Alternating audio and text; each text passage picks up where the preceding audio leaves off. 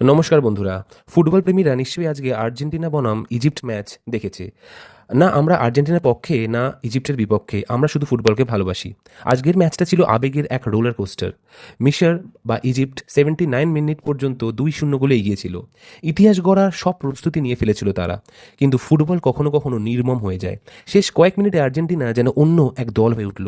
Romero, Messi, Fernandez একের পর এক গোল করে ম্যাচটা 3-2 করে ফেলল। কিন্তু এই ম্যাচে রেফারিং নিয়েও কম কথা হয়নি। ইজিপ্টের দ্বিতীয় গোলটা ভিআর রিভিউর পরে বাতিল হয়ে যায়। বিল্ড আপে একটা ছোট্ট প্রায় অদৃশ্য ফাউলের কারণে, যেটা গোল হওয়ার প্রায় 20 সেকেন্ড আগে ঘটেছিল।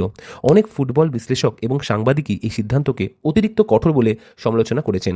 আর মজার ব্যাপার হলো, আর্জেন্টিনার জয়সূচক গোলের ঠিক আগেই ইজিপ্ট দাবি করেছিল যে তাদের বিপক্ষের বক্সের ভেতরে একটা ফাউল হয়েছে, যেটা রেফারি চেক পর্যন্ত করেননি। এই দুটো সিদ্ধান্তের মধ্যে ফারাক নিয়ে ইজিপ্টের খেলোয়াড় ও সমর্থকরা যথেষ্ট ক্ষুব্ধ, আর সামাজিক মাধ্যমেও এটা নিয়ে বড় বিতর্ক চলে যাচ্ছে। মিশরের জন্য এটা সত্যি কষ্টের এক সন্ধ্যা। এত কাছে গিয়েও স্বপ্নটা হাতছাড়া হলো, আর সিদ্ধান্তগুলো নিয়ে অসন্তোষ থেকেই গেল। তবু তারা ইতিহাস গড়েছে, প্রথমবার নকআউট পর্বে পৌঁছেছে, প্রথমবার নকআউটের জয় পেয়েছে। আর আর্জেন্টিনা দেখিয়ে দিল চ্যাম্পিয়নরা শেষ মুহূর্ত পর্যন্ত হাল ছাড়ে না। তবে এই জয়টা নিয়ে বিতর্কের ছায়া থেকেই যাবে অনেক দিন। এটাই ফুটবল, আবেগ, বিতর্ক আর অবিশ্বাস্য নাটকীয়তার মিশেল। নমস্কার।